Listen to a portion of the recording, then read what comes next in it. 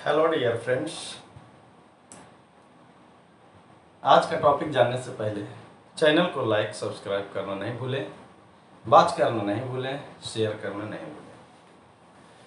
बच्चे, आज आपके सामने नए टॉपिक पे बात करूंगा क्योंकि टेंजेंट और नॉर्मल का जो भी लेक्चर था वो समाप्त हो चुकी है, लेकिन आपके सामने और मेरे सामने के बीच का वो कंटेंट समाप्त नहीं हुआ है। क्यों नहीं हुआ है? यदि आपको किसी तरह का समस्या हो तो मेरे पास दीजिए, इसीलिए वो समाप्त नहीं हुआ है। ऐसे लेक्चर बाई लेक्चर के रूप में हमने समाप्त कर दिया है। आज का जो टॉपिक है इंक्रीजिंग और डिक्रीजिंग फंक्शन है। अब इंक्रीजिंग के बारे में सोचिए आप। मान लेते हैं कि नीचे से हम पहाड़ पे चढ़ रहे हैं, ठीक है, चढ़ रहे हैं तो चढ़ रहे हैं तो कभी कभार ये देखा जाता है आपको कि लगातार आप ऊपर जा रहे हैं, बढ़ते जा रहे हैं। कभी कभी ऐसा कंडीशन आता है कि एक सर्टेन टाइम के लिए इस तरह का स्लोपिंग टाइप एकदम ऐसा लगेगा कि एकदम हॉरिजेंटल है एकदम, लेकिन ये इस तरह का होगा और पुनः फिर हम ऊपर बढ़ते हैं। तो उसका मतलब होगा कि only increasing means non decreasing. एक होता है स्ट्रिक्टली इंक्रीजिंग का मतलब लगातार लगातार लगातार यानी बढ़ते जा रहे हैं, और इंक्रीजिंग सिर्फ कहे ओनली इंक्रीजिंग का मतलब हो गया नॉन डिक्रीजिंग यानी घटेगा नहीं, कोई सर्टेन पॉइंट के लिए इक्वलिटी आएगा लेकिन वो बढ़ते चला जाएगा। तो आप समझ रहे हैं इंक्रीजिंग कहने का मतलब हो गया स्ट्रिक्टली इंक्रीजिंग और ओनली इंक्रीजिंग। ओनली इंक्रीजिंग को हम कह सकते हैं नॉन डिक्रीजिंग फंक्शन। अब यहाँ पे कोई भी फंक्शन है तो उसका डोमेन होगा। डोमेन का मतलब क्या होगा? कोई भी फंक्शन अपने एक्स के वैल्यू के लिए जहाँ पे भी डिफाइंड होगा वो एक्स का वैल्यू उसका फंक्शन का डोमेन कहलाएगा। तो इंक्रीजिंग दो पार्ट में होगा, स्ट्रिक्टली इंक्रीजिंग और एक होगा ओनली इंक्रीजिंग या नॉन डिक्रीजिंग फंक्शन। उसी तरह डिक्रीजिंग की बात अगर करते हैं, जिसे मान लेते हैं y बराबर e के पावर x, e के पावर x का ग्राफ क्या होगा? यूं यूं इस तरह से ऐसे ऐसे बढ़ते चलेगा, यानी स्ट्रिक्टली इंक्रीजिंग, एकदम इंक्रीजिंग करेगा। ऐसा नहीं कि गया कहीं घूम गया, कहीं बढ़ गया, कहीं घट गया, नहीं, वो बढ़ते चलेगा हमेशा।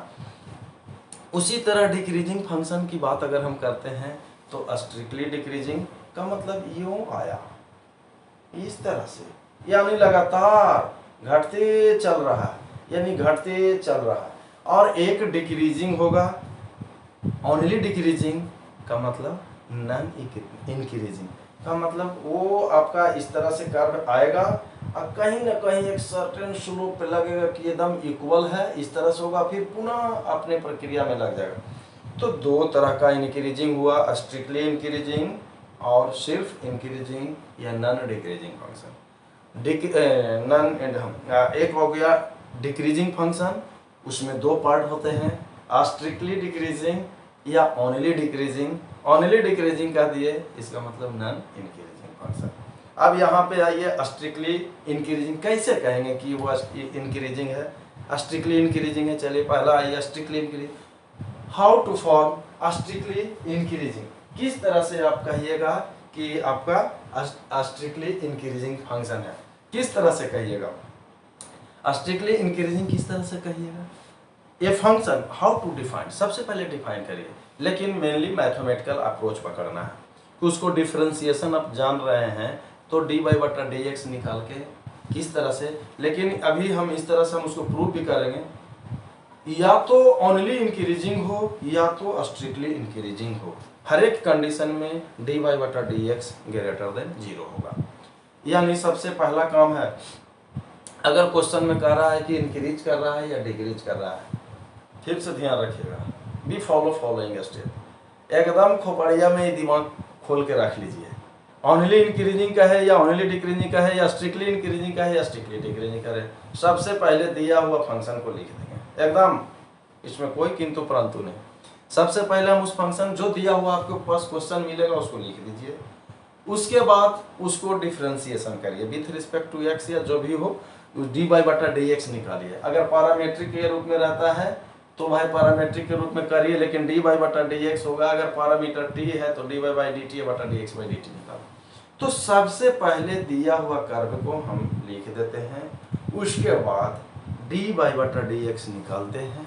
अगर डी वाई बटा डी एक्स को चेक करेंगे कि यदि वो वैल्यू 0 से बड़ा हुआ यानी पॉजिटिव हो गया d Y by d x, अगर 0 से बड़ा हो गया तो हम कहेंगे कि ये फंक्शन इंक्रीजिंग है और या स्ट्रिक्टली इंक्रीजिंग है। अब स्ट्रिक्टली इंक्रीजिंग का कंडीशन कहीं कहीं 3 कैटेगरी में इसे भी हम डिवाइड कर सकते हैं। हो सकता है पहला डेरिवेटिव 0 से बड़ा हो और दूसरा डेरिवेटिव भी 0 से बड़ा हो, तब स्ट्रिक्टली इंक्रीजिंग यानी कनकेव अपवर्ड कह सकते हैं। जैसे ग्राफ जो दिया कनकेव अपवर्ड। दूसरा कह सकते हैं जैसे y बराबर x देती है तो उसका dy बटा dx क्या है, y बराबर x, dy बाई dx कितना हो जाएगा, 1 हो जाएगा। लेकिन वो वैल्यू भी 0 से बड़ा है तो स्ट्रिक्टली इंक्रीजिंग हुआ, उसको डबल डेरिवेटिव अगर हम किए तो वो कांस्टेंट का डिफरेंशिएशन 0 हो गया। तो स्ट्रिक्टली इंक्रीजिंग के लिए पहला डेरिवेटिव तो हर हाल में 0 से बड़ा होगा, दूसरा डेरिवेटिव कभी 0 से बड़ा होगा, कभी 0 के बराबर होगा या 0 से छोटा होगा। तो स्ट्रिक्टली इंक्रीजिंग कहने का मतलब a function f(x) is said to be strictly increasing in its domain.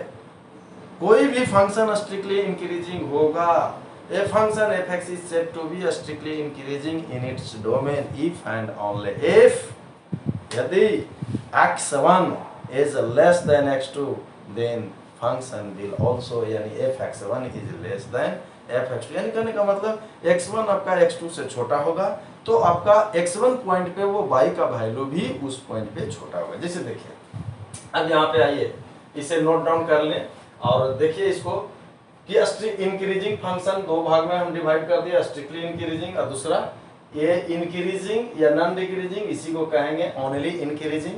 अब यहाँ की बात करते हैं स्ट्रिक्टली इंक्रीजिंग फंक्शन का मतलब हो गया a function f(x) is said to be strictly increasing in its domain. Domain कौन है, x। If and only if यदि x1 less than x2 then, जैसे ये मेरा x1 है, यहाँ पे देखिए इस कर्व में मेरे द्वारा ये दिया गया है x1 और ये x2। हम इसे ग्राफिकली स्केच करते हैं, इस तरह से स्केच कर दिया जाता है, दिखा देते हैं पूरी तरह से प्रॉपर वे में।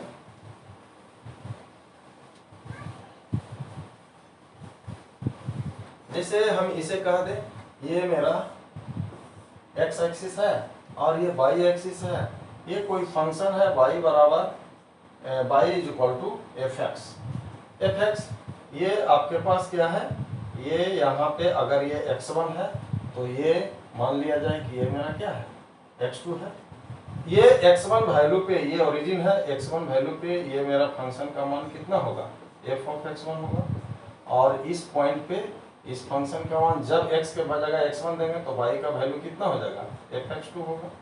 तो ये क्लियरली कह रहा है, यहाँ पे क्लियरली कह रहा है कि x1 यदि स्ट्रिक्टली इंक्रीजिंग है, x1 यदि x2 से छोटा, x1 is less than x2 then clearly है कि ये f(x1) भी f(x1) मेरा क्या है, लेस देन f(x2) है। क्लियरली है।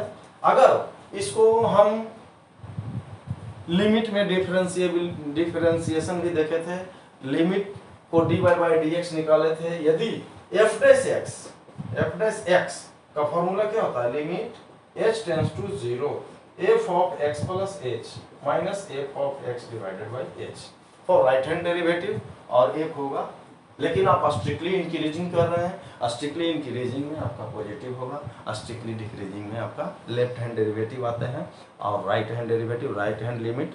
ये आपका डिफरेंशिएशन का फॉर्मूला भी यही ओरिजिनल फॉर्मूला है जी, जहाँ पे हम डिफरेंशिएट करते हैं, limit h tends to 0 f(x) plus h minus f(x). यदि अब आइए, चूंकि यहाँ से देखा जाए, चूंकि y बराबर मेरे पास f(x) है, यदि y बराबर x के जगह हम h दे देते हैं तो यहाँ पे क्लियर रहिए, जब x1 दिया जाता है, x1 दीजिएगा तो क्लियरली है कि एफ एक्स वन होगा और एक्स टू दीजिएगा तो एफ ऑफ एक्स टू होगा। यदि एक्स, ये मेरा एक्स है ओवरऑल, अगर हम इसको एक्स मान लेते हैं तो x प्लस एच, ये x प्लस एच की बात करते हैं, तो x प्लस एच कुछ तो इंक्रीज हुआ होगा। अगर ये x है तो मान लिया जाए कि ये x प्लस एच रहा होगा, तो ऑब्वियसली है कि x प्लस एच भी बड़ा हो जाएगा, x प्लस एच x से बड़ा होगा। यहाँ हम इसको जानने के लिए, तो यहाँ पे x is less then x plus H, तो f of x is also less than f of x plus H. Clearly यहाँ पे हम कह सकते हैं, ये आपको दिखाना हम चाह रहे हैं कि f डैश x जो होगा f ऑफ, या लिमिट h टेंड्स टू 0 हो गया, limit h tends to 0, f of x plus h f of x से बड़ा है, यानी ये ज्यादा होगा ये कम होगा, ओवरऑल ये क्या होगा पॉजिटिव, और h ऑलरेडी ये फॉर पॉजिटिव वैल्यू, इसका मतलब overall positive, this positive is greater then 0। यानी note down this point, must be remember कि a function f(x) is said to be strictly increasing, या function f(x) is said to be increasing। अगर increasing हो या strictly increasing हो, a function f(x) is said to be strictly increasing या increasing if and only if f dash x is greater than 0। यानी कहने का मतलब dy बटा dx ग्रेटर देन 0, यानी ये most important point, this point should be note down, ये हम इसको नोट डाउन करेंगे। कहने का मतलब ये हम यहाँ पे कह सकते हैं, मस्ट बी रिमेंबर कि ए फंक्शन कह सकते हैं, a function f(x) is said to B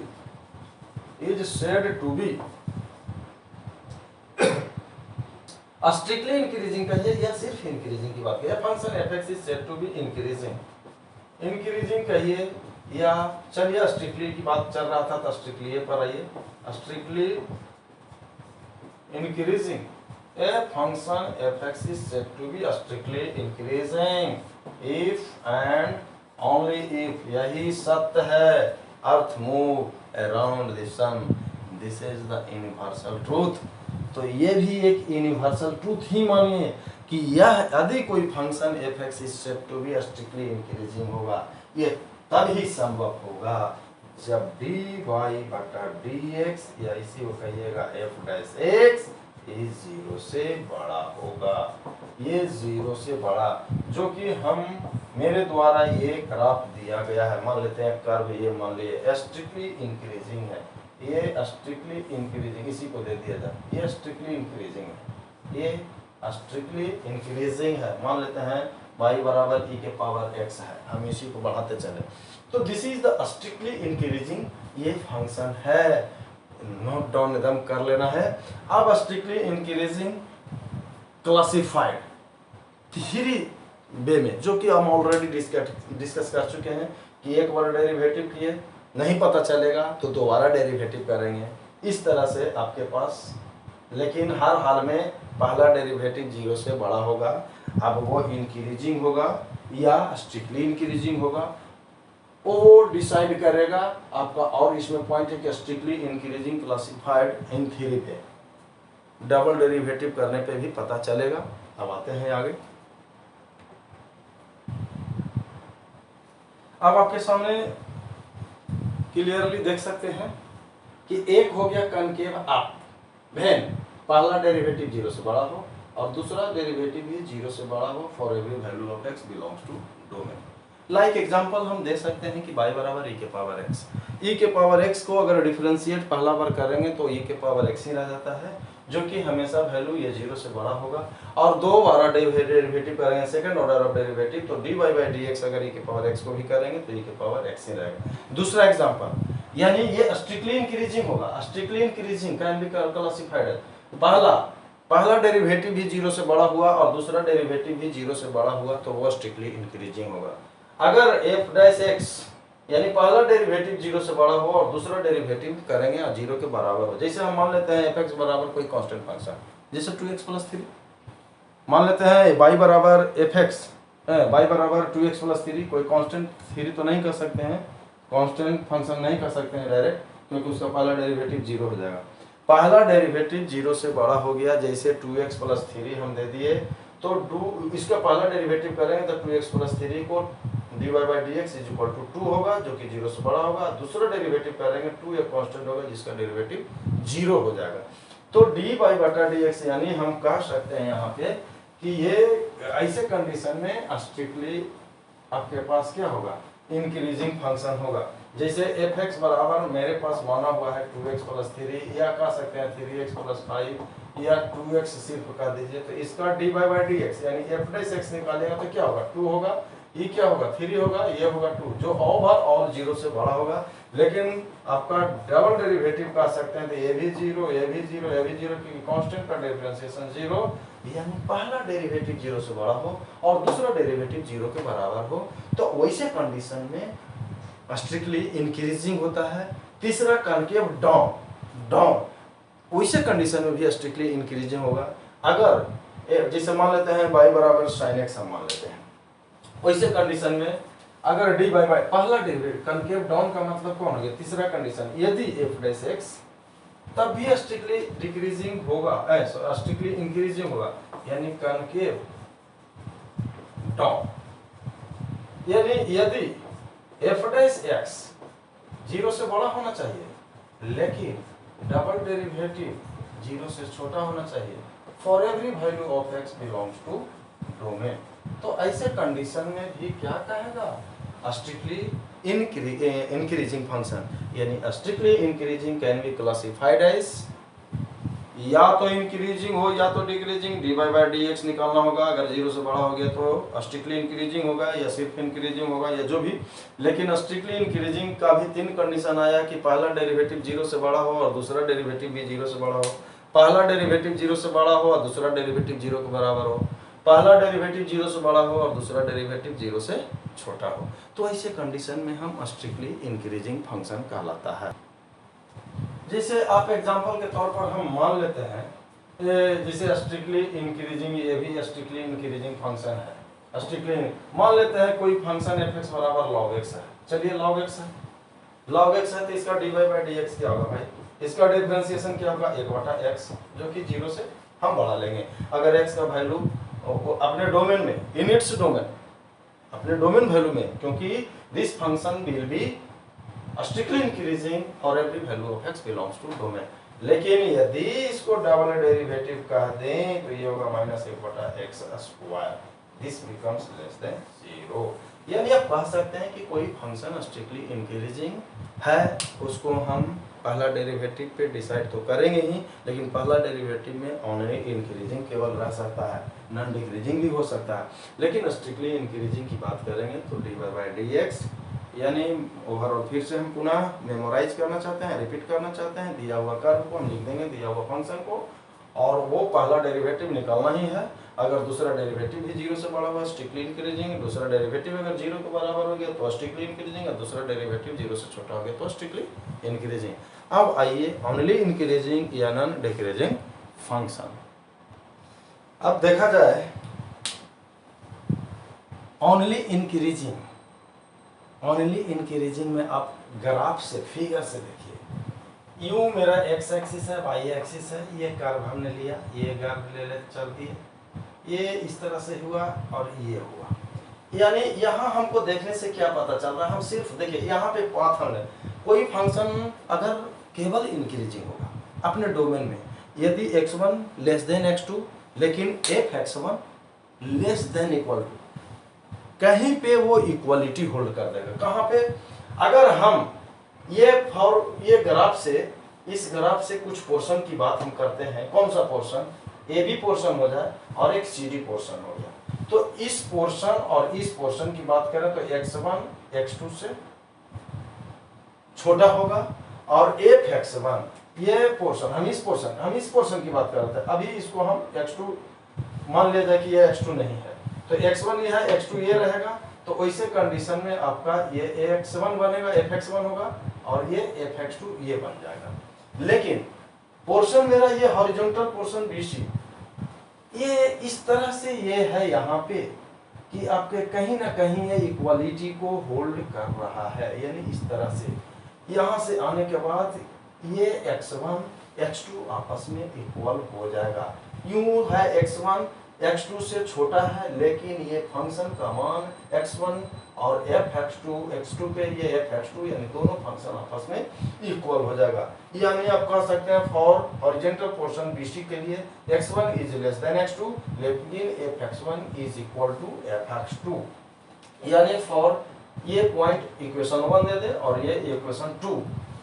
overall अगर कहेगा कि फंक्शन ओनली इंक्रीज कर रहा है, सिर्फ और सिर्फ इंक्रीज कर रहा है और वो घट नहीं रहा है, यानी नॉन डिक्रीजिंग फंक्शन, यानी a function f(x) is said to be increasing means only increasing if and only if dy/dx is greater than equal to 0।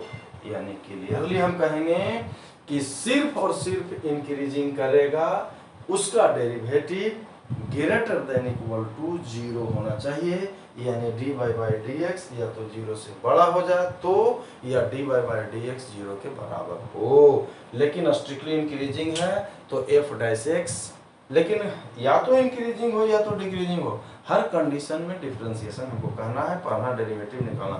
यानी ये function f(x) is said to be only increasing if and only if dy/dx is greater than equal to 0। अब इसे हम कुछ एक दो numerical से बात करते हैं, न्यूमेरिकल को देते हैं, न्यूमेरिकल से हम इसको साबित करते हैं कि इस तरह से ये पॉइंट मेरा क्लियर होता है। अब यहाँ पे देखिए आपके सामने न्यूमेरिकल दे दिया है कि वह इंटरवल का मान निकालिए, find the interval in which the given function is increasing. करा find the interval in which the given function is increasing. कह रहा है कि find the interval in which f(x) is increasing. तो फिर से पुनः हम कहते हैं, ये खोपड़िए में ही बात को रखिए, या तो अब इंक्रीजिंग या तो डिक्रीजिंग, या तो स्ट्रिक्टली इंक्रीजिंग या स्ट्रिक्टली डिक्रीजिंग। सबसे पहले दिया हुआ इक्वेशन या दिया हुआ क्वेश्चन में जो पॉइंट दिया हुआ, दो इक्वेशन है, जो कर्व दिया हुआ है, उसको हम पहले लिख देंगे। उसके बाद क्या करेंगे, dy/dx निकालेंगे और पुट कर देंगे 0। पुट dy/dx निकालने के बाद 0 क्यों? For real value of x।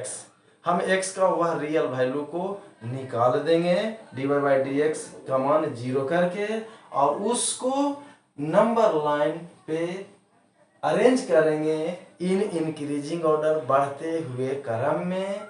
उसके बाद साइन स्कीम को हम फॉलो करेंगे, कोई दो इंटरवल के बीच में कोई पॉइंट को हम ले लेंगे, और उस पॉइंट को लेने के बाद यदि दोनों के बीच में पूरे फंक्शन में देख लेंगे कि पॉजिटिव होगा या निगेटिव, मान लिया जाए कि दोनों के बीच में पॉजिटिव हो गया तो अल्टरनेट साइन उसके अगल बगल लिखेंगे, निगेटिव इसके साइड निगेटिव, फिर उसके बाद पॉजिटिव, यानी अल्टरनेट साइड चलते चलेगा। लेकिन अगर रूट मेरा रिपीटेड होगा, अगर x is equal to 1 x - 1 का होल स्क्वायर आ गया तो x का बराबर कितना होगा, 1 दो बार आएगा। वैसे स्थिति में रूट जो साइन होगा वो रिपीट होगा। तो सबसे पहले हम ये क्वेश्चन को हम आते हैं, इसको देखिए, दिया हुआ कर्व को लिख देते हैं, गिवन कर्व या गिवन फंक्शन f(x) बराबर क्या है मेरे पास, 2x³ 3x² - 12x + 1।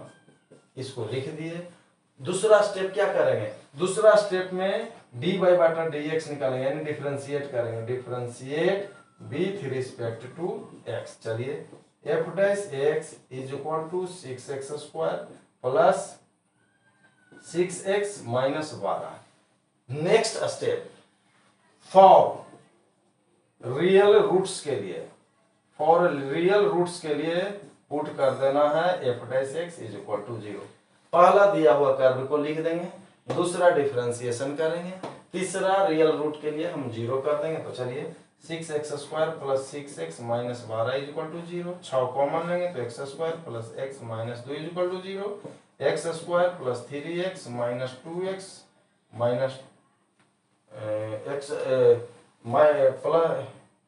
आपके पास इसको फैक्टराइज करेंगे, 2x - x - 2 is equal to 0।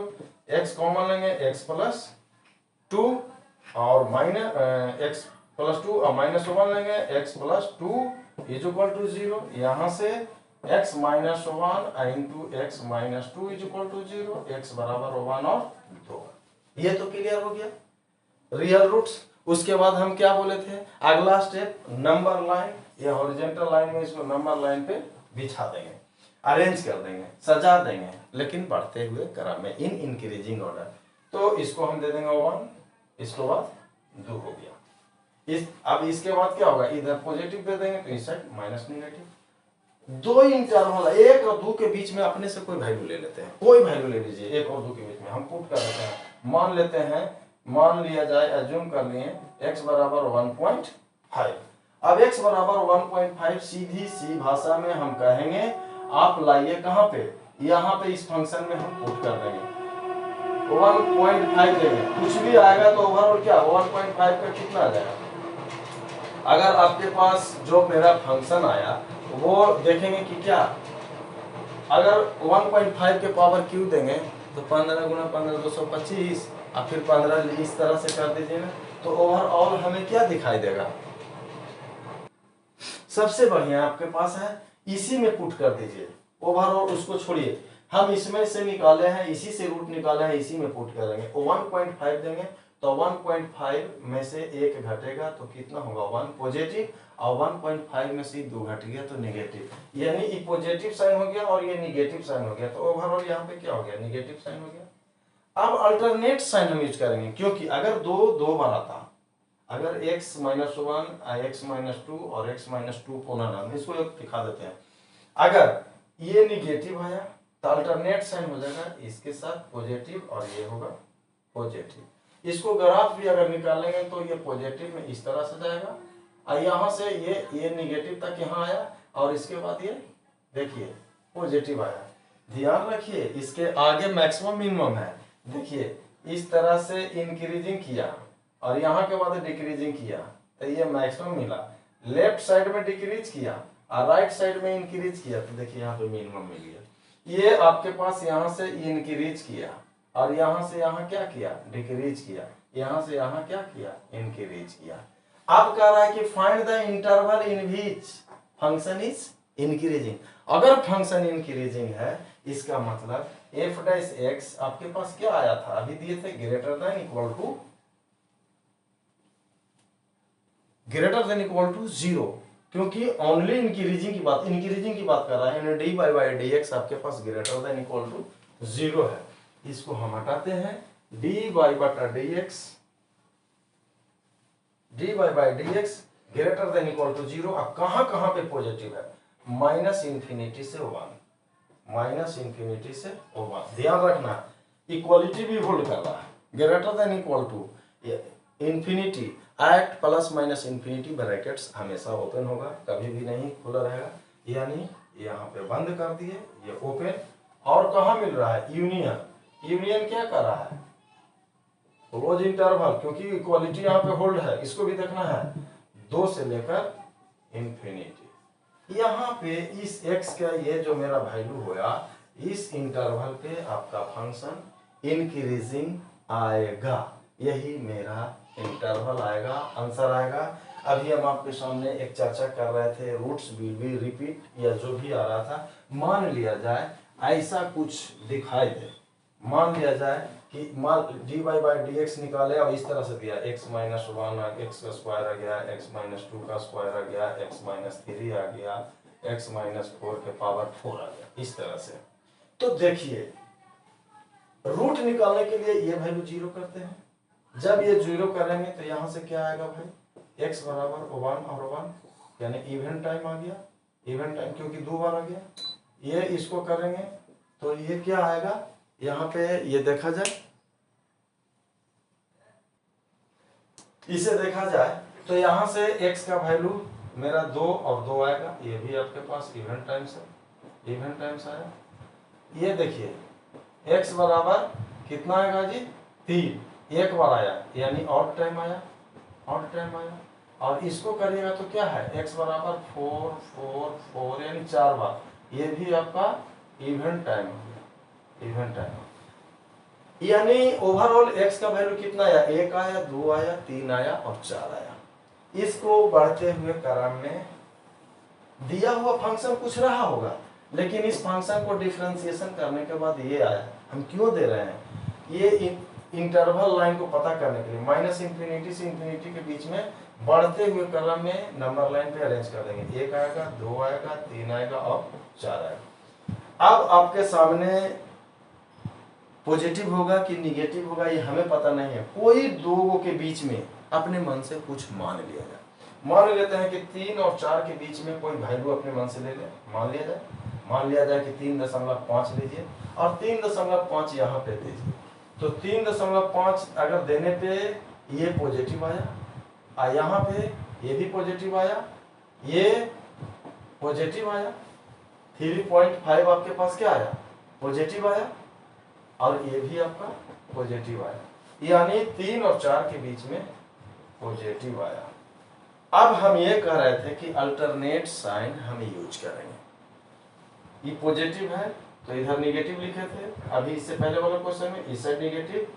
हम एक बात बोले हैं जो दिमाग में बैठा लीजिए, अगर रूट इवन टाइम्स आया, जैसे ये एक के बार 2 बार आया है यानी इवन टाइम हो गया, ये भी आपका इवन टाइम आया था, लेकिन ये सिर्फ ऑड टाइम आया है, आइए मेरा इवन टाइम आया है, आया ना जी, इवन टाइम आया।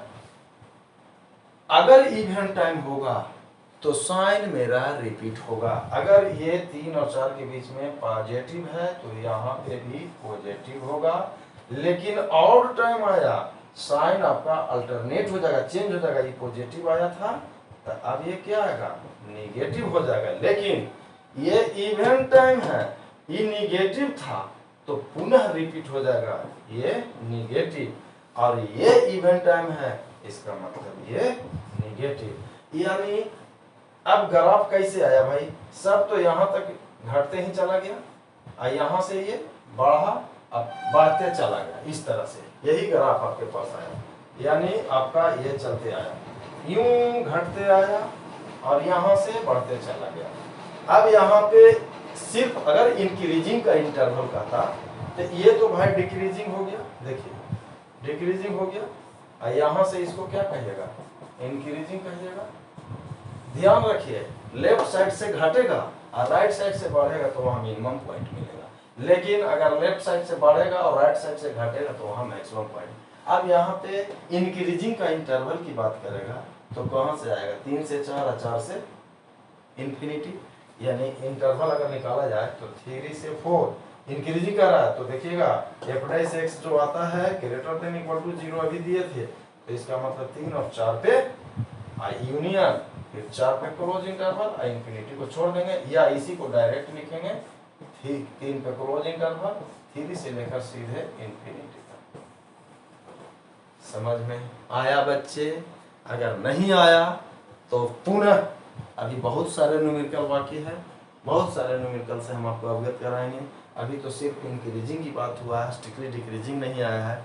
लेकिन हम ये कहना चाहेंगे कि आपको समझ में नहीं आया तो किसी कमेंट माध्यम से, किसी माध्यम से मेरे पास वो मैसेज आना चाहिए। बार बार मैसेज एक आ रहा है कि सर ट्रिगोमेट्री यानी त्रिकोणमिति पढ़ाया जाए।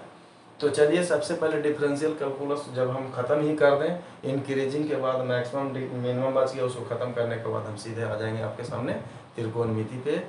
ठीक, इसे देखें, चैनल को लाइक जरूर करें, शेयर करें, वॉच करें वीडियो को। Okay bye, thank you.